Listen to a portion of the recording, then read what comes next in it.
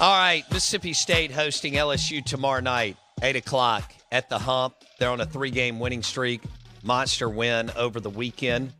And we welcome in head basketball coach for MSU, Chris Jans, year one. He joins us on the Farm Bureau Insurance guest line. This interview is brought to you by Bulldog Burger in Ridgeland, in Starkville, and in Tupelo. Good morning, Chris Jans. How are you? Good morning, Bo. I'm fine, thank you. How are you? I'm doing well, man. Congratulations on the 3-game winning streak. All the teams are good, but Mizzou has a hell of a basketball team.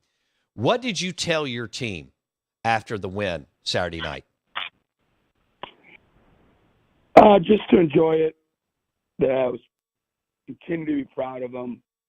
You know, they've handled some ups and downs, obviously with wins and losses and everything else that goes into a marathon college basketball season. But they were really good all week long in preparation for that game. And you never know how the game will unfold, but love the tenacity that they showed.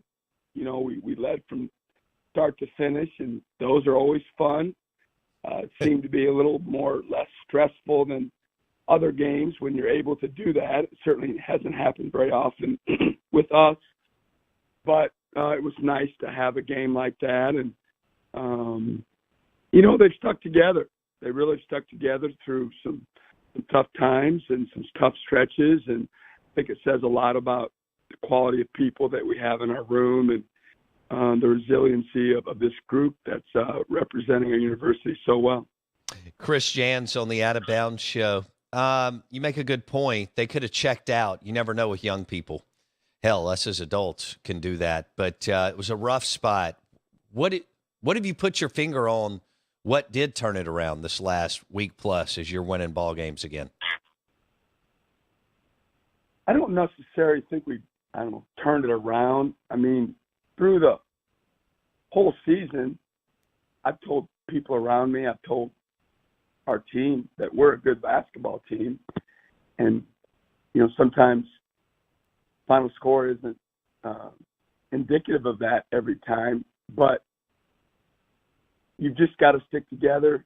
And I think it says a lot about how they feel about each other. This group likes each other. You know, obviously I'm around them every day, and the camaraderie that they've built, the trust that they've built in each other has been really fun to watch. They're a hard-working group, and as you mentioned, you know, when things get hard, it's really easy to start listening to, you know, some noise and some people questioning, you know, what the coach is doing.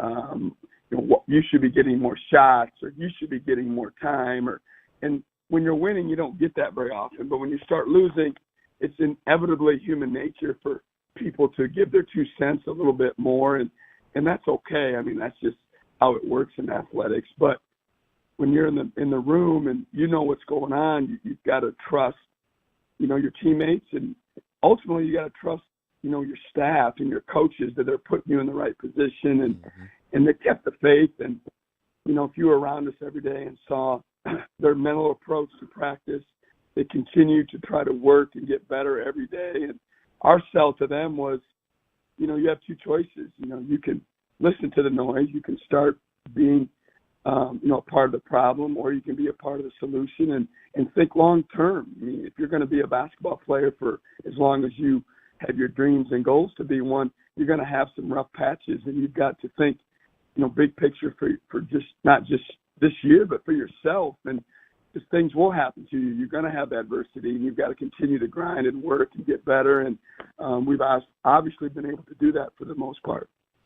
Talk about some of these players that are starting to emerge and really, I guess, figure out what you want them to do as far as their role. Guys like Tyler Stevenson, but even starters like Shaq Moore and Cam Matthews. I mean, you got 22 minutes, 10 points from Stevenson on Saturday, and every one was valuable. Walk us through that, Coach. Well, first, Tyler Stevenson I just love coaching him. he is so consistent with his everyday approach, and he's obviously very experienced, having played a bunch of college basketball at Southern Miss and had good numbers. And then he came here, and it's almost as if he tried too hard. He wanted to do so well, and he's so coachable, and he put a lot of pressure on himself, in my opinion. And now the game has slowed down for him a little bit, and certainly there was a jump in levels that he had to get used to on a daily basis, not only just in practice, but obviously in the SEC games. And now he's gotten more comfortable, and he's able to get his game on the court and be productive for us. And I just love seeing him produce and be excited. I love when he shows that positive emotion because he's worked so hard at his game, and it means so much to him. And I'm just really happy for him. And he's been a big shot in the arm for us. And you mentioned Shaq Moore. You know, he's had some injuries that have slowed him down. But again, he's just starting to get more comfortable, I think. And we've encouraged him to shoot the ball more. He's got this beautiful shot fake. And I've joked with others about it. It's like this toy that he received, and he got it at Christmas, and it's wore out by the new year because he just goes to it so much, and it's he loves it, and it's really good, and it's he gets everybody on it. But I think he needs to be more aggressive with shooting the basketball, and he's turning down some shots, and now he's taking those shots. And certainly when you make those shots, your confidence soars, and your teammates' confidence in him soars. And so he's become a scorer for us, and he needs to continue to do that. But, you know, his value is on both ends of the floor. I mean, he's a terrific defender. He's a disruptor. You know, he gets steals. He gets hands on balls for steals for others, and he ignites from defense to offense, which we really need and rely on. And then Cam Matthews is just our emotional warrior. Yeah. He's a leader for us on and off the court. You know, he's got to play with his hair on fire all the time. You know, he doesn't shoot the ball from three. He has shown the ability to do it in practice for whatever reason. It hasn't transferred on the court yet, but he knows that. And so, you know, he's picking his spots. He's just so valuable. I mean, he's become a decision maker for us. He's one of our better defenders. He's a tough guy. I've said, you know, about our emotional leader, and he's just fun to coach. You know, he's a guy that you love having on your side.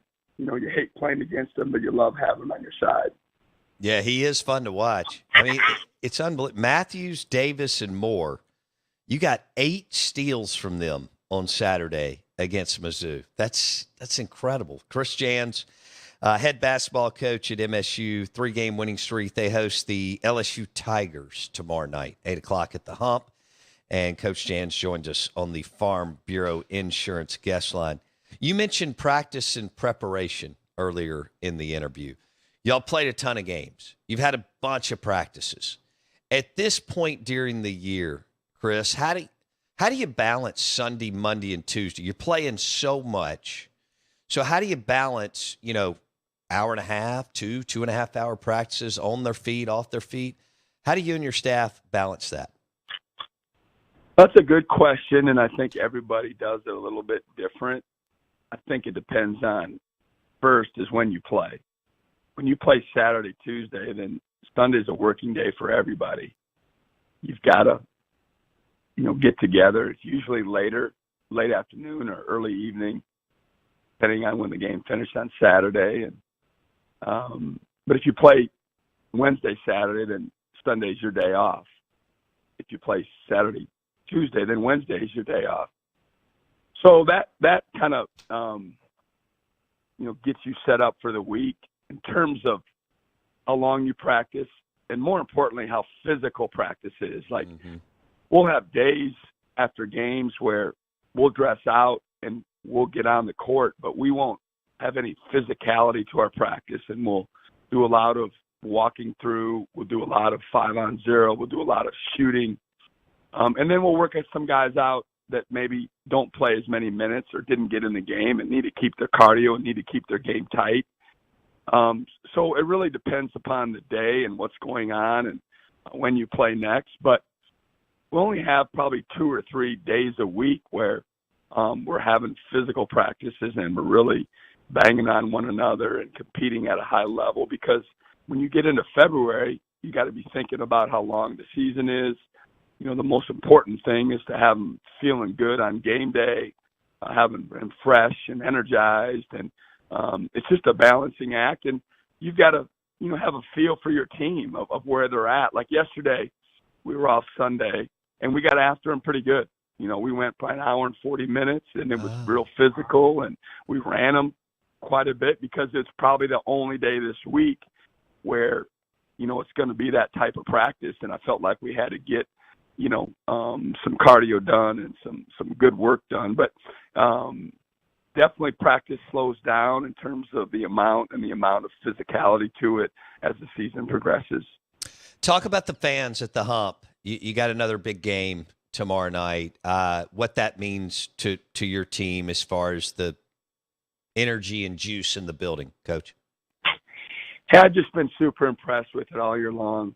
Didn't know what to expect, obviously not from these parts, and never coached in the league. I had just heard from others that I've been through here, either as the home staff or a visiting staff, of what it was like. But like most places, it picked up once we got into SEC play, and it's been a huge advantage for us. There's been times when I've walked out there when we weren't winning at the level that we all want to, and I couldn't believe how many people were in the seats. I couldn't believe the student sections. They've been consistent all year long. We've developed a relationship with those students and that fan base that we so need, and certainly we want everyone to come out and support. But for me, it's the students of what we've targeted. It just creates a different vibe in the building for everybody. I would imagine, everyone would admit that at some point, that when the students are rocking, everybody tends to get a little more excited and get off their feet and join the fun. And it's been awesome. It's an electric place. We've had 2 or 3 sellouts already. We're looking forward to the 4 games we have left. I know tomorrow's a late start, 8 p.m. I'm hoping that some parents will let their kids stay up a little bit later than normal, and I understand how that works. Hopefully, I don't think that will bother the students having the late start. But it's been awesome. I've been super impressed with the vibe and the rhythm and the feel, and even just the number of people that continue to come out and support this basketball team. Chris Jans on the Out of Bounds show. Last one, Coach. I know Coach Miller, Anwar, Brooks, all very, very valuable to your program. But I've had more people ask me about Scott Padgett because he played at Kentucky, 8-year NBA vet, and he's on your staff too, assistant to the head coach. And he's also very active on the sidelines. How did y'all connect, Chris? I didn't know Scott Padgett. Obviously knew him by name, knew him from the business. But in the end of the day, I had told some people around me what I was looking for and got a plethora of names from, people that I know to start that process. And in the end, a guy that I've known for 20 years knew Scott very well and highly recommended him and knew what I was looking for and knew me and how we go about doing business. And so in the end, that's kind of how it worked out. We had some conversations, did some more research, and there were obviously other candidates, but I felt like he was the best fit. And fortunately, we were both right. He probably did his own research and didn't have to take this job and had other things going on. And actually he had a job. I mean, he was a full-time assistant at Manhattan when he chose to make the jump, and just thrilled that he's with us. He brings so much to the table. One, just the history of him and his experience in the SEC as a player, winning a national championship, winning SEC championships, and then having played in the NBA for 9 years. I mean, that certainly helps in recruiting. It helps with our current players. And then from a coaching standpoint, he's been there, done that. He's been a head coach for a number of seasons at Samford, so he knows what it feels like to be in that chair. And he's been invaluable, and we've got to know each other better and better, and continue to rely on him more and more as the season unfolds. That's a cool story. Chris Jans, his team will host LSU tomorrow night at the Hump at 8 o'clock, and they're looking for another W as they have been on a roll the last week and a half. Coach, thanks for your time today. We appreciate it. We'll catch up soon. See you soon, Bo. Appreciate it, man. Hail State. Chris Jans on the Farm Bureau Insurance guest line, hosting the LSU Tigers tomorrow night. That interview was brought to you by Bulldog Burger in Ridgeland, Bulldog Burger in Starkville, and Bulldog Burger in Tupelo. A great place to watch the game or pregame or postgame or just grab lunch or dinner anytime. Out of bounds, ESPN 105.9 The Zone. We appreciate Coach Jan stopping by. And that was one of the first questions Steve Azar asked me when we were at the Tennessee game. And he said, I know who that is, but I can't remember his name. I said, it's Scott Padgett. He played at Kentucky on some unbelievable Kentucky teams, and then went on to have an 8-year NBA career. And look, man, I mean, he's tall and so on, but he's very active on the sideline. He is not one of, as Chris Jans just told us, guys that's been with him for 5, 6, 7 years, but highly respected in the industry. And it sure looks like Jans made a good call with that hire. So that's kind of cool. Scott Padgett, y'all remember him at, Big Blue Nation. He played at Kentucky. And he played with John Wall and some dudes. Whoa. I mean, they had some teams for sure. So that was cool to see. All right, Blake Scott, good show today. As Mike Detillier took us down the Super Bowl road and the Sean Payton, Drew Brees. That's right. How they worked together for so long and what this could look like with Russell Wilson. Of course, the Saints still have a question mark at QB this offseason. We'll see how and if they can address this. They do have a first-round pick now. It is something to keep in mind in Kansas City. Well, depending on what they do with it. They have a first-round pick right now. That's right. They could always move up. Maybe they identify a QB that they want at like 23 instead of 29, 23, 21. Anthony Richardson, baby. Okay.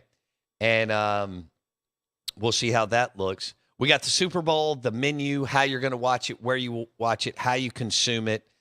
I'd love to know like what the average get-together is around the country coast to coast. Is it 8, 10, or 12? I would think it's going to land somewhere in there, probably on the 10 mark, 8 to 12 people getting together for the Super Bowl. Blake wants to have like 30, 40 people over, so feel free to text the Ag Up Equipment text line, 601-885-3776. I do want to switch gears to some food.